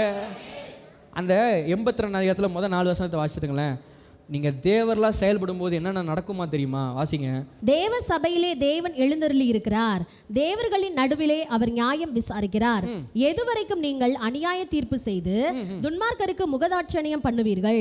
ஏழைக்கும் திக்கற்ற பிள்ளைகளுக்கும் நியாயம் செய்து, ஏழைக்கும் திக்கற்ற பிள்ளைக்கும் நியாயம் செய்து, சிறுமைப்பட்டவனுக்கும் திக்கற்றவனுக்கும் நீதி செய்யுங்கள். பலவீனனையும் எளியவனையும் விடுவித்து துன்மார்க்கரின் கைக்கு அவர்களை தப்புவீங்கள். எல்லா மேட்டரும் உள்ள வந்துருச்சா? பலவீனனை விடுவீன் வந்திருக்கு, துன்மார்க்கன் கைக்கு அவர்கள் என்ன பண்ணணும் வந்திருக்கு, தப்புவீன் வந்திருக்கு. ஏழைக்கும் திக்கற்ற பிள்ளைக்கும் நியாயம் செய்து எல்லாமே வந்துருச்சா? இன்னைக்கு இந்த உலகத்துல நம்ம பண்ண வேண்டிய எல்லா நற்கிரியைகளும் வந்துருச்சா வரலையா? இன்னைக்கு ஏன் அதெல்லாம் செய்ய முடியல தெரியுமா? நம்ம யாருன்னு நமக்கு தெரியாததுனால, அறியாமலும் உணராமலும் நீங்க இருக்கிறீங்கப்பா. அதனால தான் தேசத்தின் அஸ்திபாரங்களை அசைந்து கொண்டு இருக்கிறது. நான் சொல்றேன், இன்றைக்கு உங்கள் வாழ்க்கையில் இருக்கிற சில அழிவுகளுக்கும் தேசத்தில் நடந்து கொண்டிருக்கிற சில அழிவுகளுக்கும் காரணம் சபையாகிய நாம் அவரை அறிய வேண்டிய விதத்தில் அறியாமல் இருந்தது தான். நான் யார், எனக்குள் இருக்கிற வித்து என்ன வித்து, என்னை தேவன் எப்படியாய் ஆக்கியிருக்கிறார், இந்த வெளிப்பாடு சபைக்கு இல்லாமல் போனது தான் இத்தனை பேரழிவுகளுக்கும் காரணம். எனக்கு ஒரு பெரிய பெருமை என்னன்னா, எங்க சபைக்கு அவர் அறிகிற ஒரு அறிவை தேவன் கொடுத்திருக்கிறார். ஞானம் உள்ளவன், பலன் உள்ளவன், அறிவுள்ளவன் தன் வல்லமையை அதிகரிக்க பண்ணுகிறான். நான் இயேசு நாமத்தில் வர நாட்களில் சில சாட்சிகளை நான் கேட்க ஆசைப்படுறேன். இந்த சபையில் 10 மடங்கு அற்புதம் கூடிருச்சு, இந்த சபையில் 10 மடங்கு விடுதலை கூடிருச்சு, இந்த சபையில் 10 மடங்கு பெருக்கம் கூடிருச்சு, இந்த சபையில் 100 மடங்கு செழிப்பு வர ஆரம்பிச்சிருச்சு. இந்த சபை இத்தனை கிராமங்களை காப்பாத்தி இருக்கு, இந்த சபை இத்தனை கிராமங்களுக்கு உணவளிச்சிருக்கு, இந்த சபை மூலமா இத்தனை பேருக்கு வேலை வாய்ப்புகள் கிடைச்சிருக்கு, இந்த சபை மூலமா இத்தனை பேர் நல்ல வாசஸ்தலத்தில் வாழ்ந்து கொண்டிருக்கிறார்கள். இப்படியெல்லாம் சொல்லக்கூடிய நாட்கள் வரட்டும். அப்படியெல்லாம் நிறைவேற்றக்கூடிய தலைவர்களாய் என் தேவன் உங்களை எழுப்பி நிறுத்துவாராக. ஆண்டவரே, நான் ஜெபம் பண்றேன், இயேசுவின் நாமத்தில் என் சபையில நிறைய பிசினஸ்மேன்ஸ் எழும்புட்டோம் ஆண்டவரே. அநேக வேலையற்றவர்களுக்கு வேலை கொடுக்கிற. நான் ஏன் நீ பணக்காரனாகணும்னு நான் சொல்கிறேன் தெரியுமா? உலகத்தான் பணக்காரனானா தேவையில்லாத காரியத்தை செய்வான். ஆனால் ஒரு தேவ பிள்ளை கையில் ஆசீர்வாதம் வந்துச்சுன்னா அது நிறைய பேரை வாழ வைக்கும். நீங்கள் செழிக்கணும்னு நான் சொல்கிறது அநேகர் வாழ வைக்கிறதுக்கு தான், அநேகருக்கு ஜீவனை தரதுக்கு தான். உங்கள் 2 கை அப்படி உயர்த்தி காட்டுங்களேன் பார்க்கலாம். இயேசுவின் நாமத்தினாலே இந்த 2 கை அப்பா உயர்த்தப்பட்டிருந்த கையெல்லாம் பார்த்து நான் ஷலோம் என்று உரைக்கிறேன், நான் ஷலோம் என்று உரைக்கிறேன், நான் ஷலோம் என்று உரைக்கிறேன். Nothing missing, nothing broken. இந்த கை இது ஆபிரகாமின் கையாய் இருக்கிறதுக்காய் நன்றி. இந்த கை அநேகரை ஆசீர்வதிக்க போறதுக்காய் நன்றி. இந்த கை வானத்து நட்சத்திரங்களை போல கடற்கரை மணலை போல பெருக போறதுக்காய் நன்றி. இந்த கை பூமியை சுதந்திரிக்க போறதுக்காய் நன்றி, நன்றி, நன்றி. ஹல்லேலூயா. இதுக்கு மேலேயும் நீங்கள் பிள்ளைன்னு நான் சொல்லணும்னா ரோமர் 8:16 எடுக்கணும். கடைசியாக சொல்லிடுறேன். நாம் தேவனுடைய பிள்ளைகள் இருக்கிறோம் என்கிறதுக்கு ஆவியானவர் தாமே நம்ம ஆவியுடனே சாட்சி கொடுக்கிறார். பரிசுத்த ஆவியானவரே ஒரு விட்னஸை பேர் பண்ணுறாராம். என்ன தெரியுமா? நீ அவருடைய பிள்ளை. ஹல்லேலூயா. லைனாக சொல்லுங்க பார்க்கலாம். நான் ஆபிரகாமின் சந்ததி, ஏ மேஜர், ஏ மேஜர். நான் ஆபிரகாமின் சந்ததி. நல்லா ஆண்டவர் பேசினா அலறுமா அலறாதா? ஆமென். இஸ்ரவேல் ஜனங்க மத்தியில் ஆண்டவர் பேசினாராம். எல்லாம் என்ன பண்ணிட்டாங்க? எப்பா கேட்க முடியல எங்களால், நீ மட்டும் போய் என்ன பண்ணிட்டு வந்துரு. கர்த்தர் பேசினது அப்படி இடி முழக்க மாதிரி இருந்துச்சான். Hallelujah. Come on, bring out your voice. Your voice carries a DNA. உங்கள் சத்தத்திற்குள் ஒரு மறுபணம் இருக்கிறது. அந்த மரபணு யாரோட தெரியுமா? உலகத்தை படைச்சவருடைய மரபணுக்குள்ள இருக்குது. அவர் பேசிய போது இருள்கள் வெளிச்சத்தை பெற்றது. அவர் பேசிய போது ஒழுங்கின்மைகள் ஒழுங்கானது. அவர் பேசிய போது வெறுமையான உலகம் நிறைவடைந்தது. இன்றைக்கு அந்த DNA உங்களுக்குள்ள இருக்குது. நீங்க பேசினா வெறுமை மாறும், நீங்க பேசினா இருள வெளிச்சம் வரும், நீங்க பேசினா குறைவுகள் நிறைவாகும். கம் ஆன், உங்க சத்தத்தை உயர்த்தி எல்லாரும் சேர்ந்து சொல்லுங்க. நான் ஆபிரகாமின், நான் யூதா, நான் உடன்படிக்கையின், நான் கிறிஸ்துவை, நான் தேவனாய், தேவர்களாய், குட்டி தேவர்களாய் இருக்கிறோம், இருக்கிறேன். என்னை அப்படியாய் அவர் மாட்டி வைத்து இருக்கிறார்.